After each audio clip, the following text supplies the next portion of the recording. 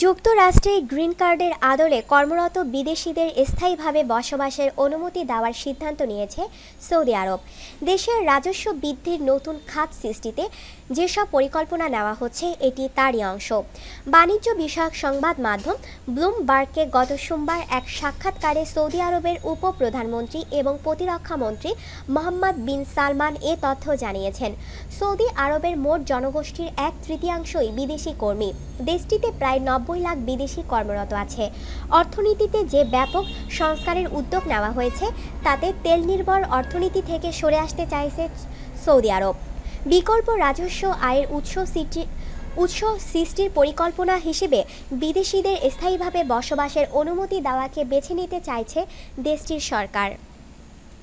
ঠিক কবে নাগাদ বিদেশিদের গ্রিন কার্ড দেওয়ার পরিকল্পনা বাস্তবায়ন শুরু হবে সে ব্যাপারে বিস্তারিত কোনো তথ্য জানাননি উপপ্রধানমন্ত্রী সালমান। তবে তিনি বলেন এর মাধ্যমে 2020 সাল নাগাদ প্রতি বছর অতিরিক্ত $100 বিলিয়ন আয় বাড়ানো সম্ভব, যার ফলে তেল বহির্ভূত আয় 3 গুণ বাড়বে এবং বাজেটে ভারসাম্য ফেরানো সম্ভব হবে। তিনি বলেন এটা অনেক বড় পরিকল্পনার আওতাধীন প্যাকেজ, যার লক্ষ্য হচ্ছে কিছু আয় বৃদ্ধির খাত